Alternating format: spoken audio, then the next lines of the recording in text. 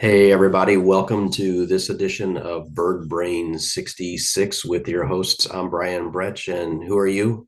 Andy Teague over here in cyberspace.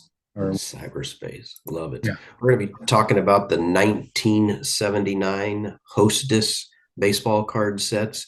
Andy, before we get in and before you show anybody, for those younger collectors who didn't realize what Hostess was and the pain that we put, especially our moms who took us to the grocery store, kind of explain where these cards really not originated, but how they appeared and how actually they were fairly difficult to collect.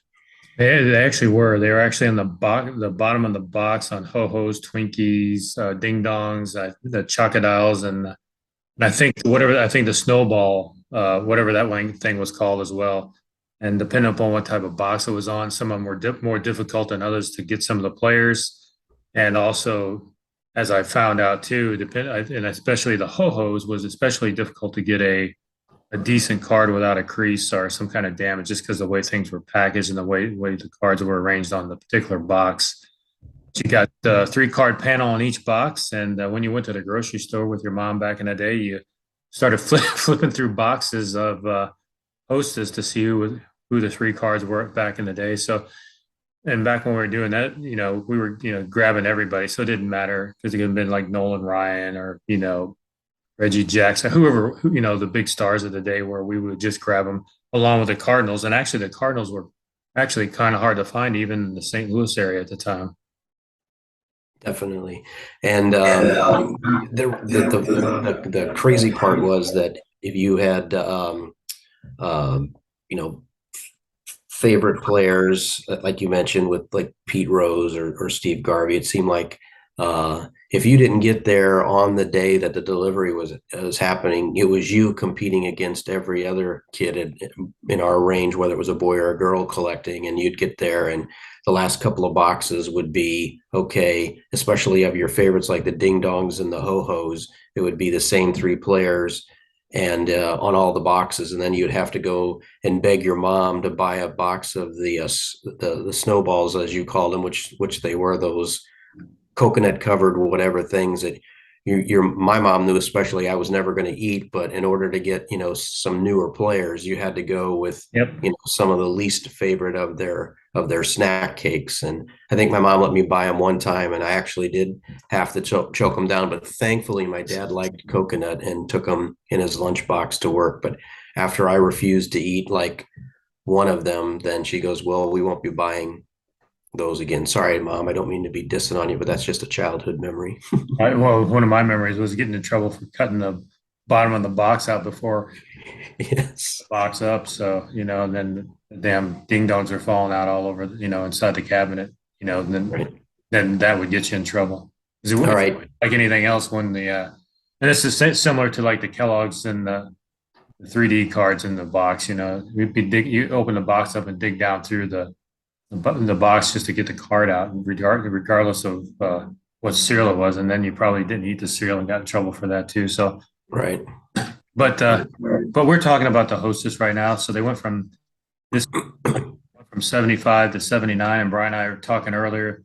There was actually Canadian Hostess stickers back in 80 and done back in 87, and then Hostess did one another released with some players back, I believe it was 90 or 91. And I think for the Cardinals, the only one is Ray Langford in that series and Ozzie in the 87 series.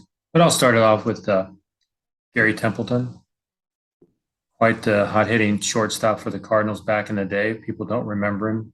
He's more well known for what on field action that happened right before he left the Cardinals than a lot of the great play and hitting that he had with the Cardinals. And if I remember right, wasn't that like Mother's Day weekend or something like that? Yeah, it was. It It was. was not the best timing of that. And before you show your next card, I got to ask you this. I mean, we already know that the snowballs or snow cones or snowballs, whatever they were called, I can't remember again, were the most despised. So I'm gonna put you on the spot. So between the ding dongs, the ho hos, and the Twinkies, which was your favorite? You think?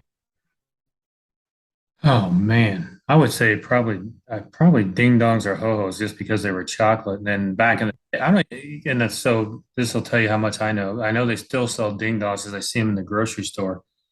But back in the day they were packaged in aluminum foil. So I don't know if that's still done now. I'm sure it's probably not because I'm sure there's kind of some kind of vacuum sealed plastic or something now. But back in the day it was wrapped in tinfoil, when Mm, so were the ho-hos. So it was actually kind of difficult, not the ding dong so much, but the ho-hos because they were smaller. You'd be ripping off the aluminum foil when you're trying to open the things up. right. And then we also forgot there was also the Hostess cupcake that had Oh, the swirl on top and yeah. the icing stuff in the middle. So yeah, I was if you asked me, I was probably ding dongs first, then the cupcakes, then the ho-hos, and then the Twinkies. And my dad liked the Twinkies the most. So sometimes my mom would say, okay, we'll get a box of the cupcakes and the Twinkies, and then it was a double score for me because he loved putting those in his lunchbox as well. So how many cards did you say overall in the 79 set? I can't. Oh, you know what? Now I can't remember. But for the Cardinals set, it was seven. I don't remember. I can't remember the exact number for the entire run of the '79 set. So I apologize for not remembering that. It's all right, but it's So an I was going to throw up Mr. Kenny Reeds here real quick. yep, My other one of my other choices. So we've had a good string of third basemen for the Cardinals, especially defensively, and he was one of the greats for the Cardinals back in the day. Along with Boyer and Roland and Oberkfell and who else we have? Mr. Arenado, of course. We can't yep, forget him. So yeah, we've had a great history of a great defensive third baseman. For yeah, the really Cardinals. have. So, and there's one of them that should be in the Hall of Fame, and one that's probably going to get in the Hall of Fame, and Roland. So, and Boyer should be in the Hall of Fame. Right. So who you got next? Oh, I got John Denny. And what's significant about John Denny from the 79 set that you and I talked about before we started recording? Well, that he's John Denny. He's John Denny and he happens to be card Right. number Yeah. one. Well, he's number one. That's what I'm saying. He's John. Yeah, He's kind of being facetious there, yeah, but he's number one. So gotcha. he's John. So He's there you John go. Denny. Hey, and you know what? The other thing too, when you were talking about those being on the panels, what's interesting about both of our collections with this Hostess series is that you'll see that there's some of them have the black line border, which was as a little kid, that was where you were supposed to take your scissors, or if you had a pocket knife back in the day, you would carefully cut that out and not cut inside the dotted line. You had to cut on the outside in order to keep that So that that was border important. That was an right. important lesson in school to learn how to cut along the dotted lines properly. And sometimes you Mhm. do that. And if you look at my Simba card, I have remnants of the rest of the box on the top of the card. It has all the lines on it, but still got some remnants.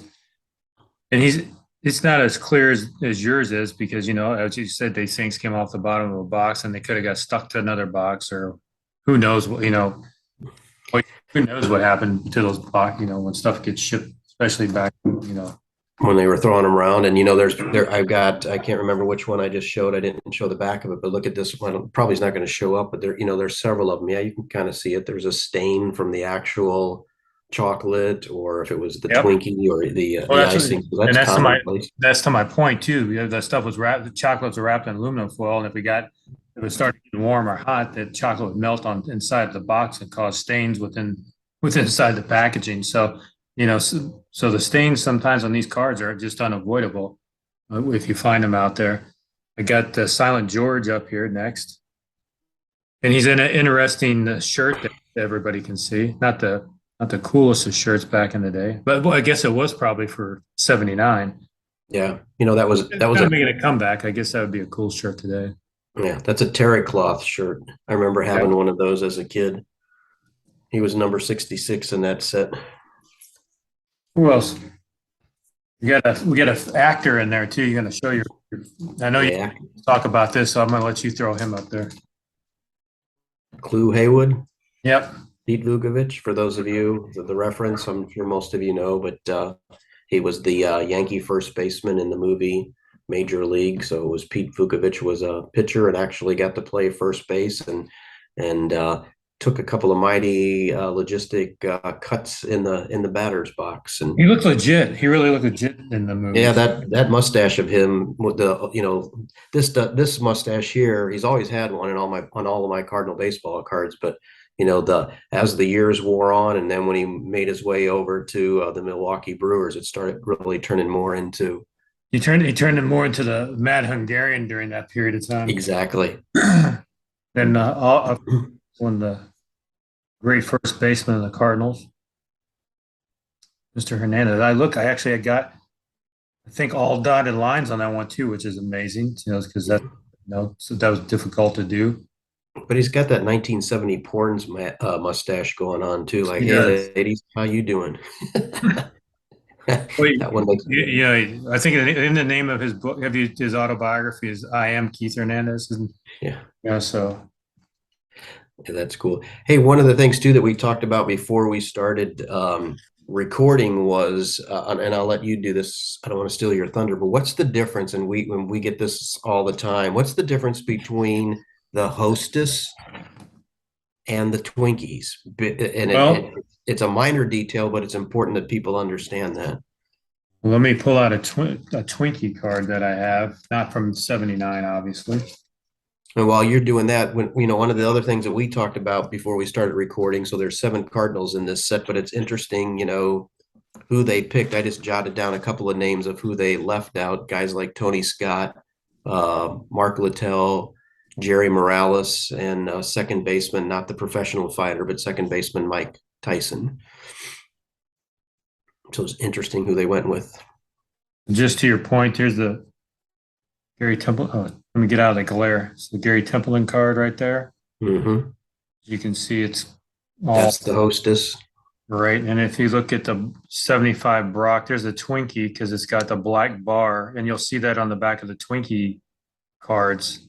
So that's the way you know if you got a Twinkie card or not. And a lot of people get those confused and think, oh, I got a Twinkie card. Well, no, you don't, not unless it has the black bar in the back of the card. Correct. Yeah, I pointed that out the other day. Maybe not the other day, maybe a couple of months ago when I did a random Cardinal card of the day, and somebody says, "Well, I have the entire Twinkie set," and then I had to private message them and say, "You probably don't. Show me what you got." And it wasn't. They called them Twinkies, and I Right. understand. A lot of people do. They're actually very difficult. They were actually very difficult to get. So Right. if somebody's got all of them, that's pretty cool. But they were Yeah. actually very, very hard to get. Yeah. This one brings back lots of memories again of just constantly going to the store and just, you know, pestering my mom to buy them. And then, as I got older, by 79, I was definitely cutting grass. So I'd buy a box every once in a while, but it wasn't because I didn't want to buy a box. It was better to go buy, the wax packs than buy a box of Twinkies. So I just put my money in a different spot. But every once in a while, especially if I would arrive, at the Five and Dime or the little grocery store at the corner of where I grew up, and it was a fresh day where they were putting new product on. Then if I had a couple of, Yeah, and I don't know what a box costs, probably about a about a buck. buck and a half. Yeah. And so then I would, buy that and come home with it. And immediately my mom would go, "What are you doing?" I'm like, "Well, I bought a box of Twinkies. I'm going to take a couple to school, and here's a couple of them for Dad's lunch." So I was trying to be diplomatic on that. And even though I didn't really care if I ate the Twinkies, it was like, hurry up and empty the box, to your point earlier, so I could Yeah. cut the cards out. Well, that's the other point. Not only just for the Twinkies, when you're trying to get those cards, depending on what it seemed like whatever region you happen to be in, depending upon what cards were on the bottom of the box, because I know there'd be countless times you go back to the store week after week, and it would still be that you still see the same panels over and over again. That I think we've talked about that before. The other issues of cards, it seems like they just, they're determined to mix up the regions so the people that are in, those particular regions don't get those players that they're actually looking for and make, probably, to increase the sale of the product. Who knows? That's been a lot of rumor going around for many years, but who knows if that's true or not. Right.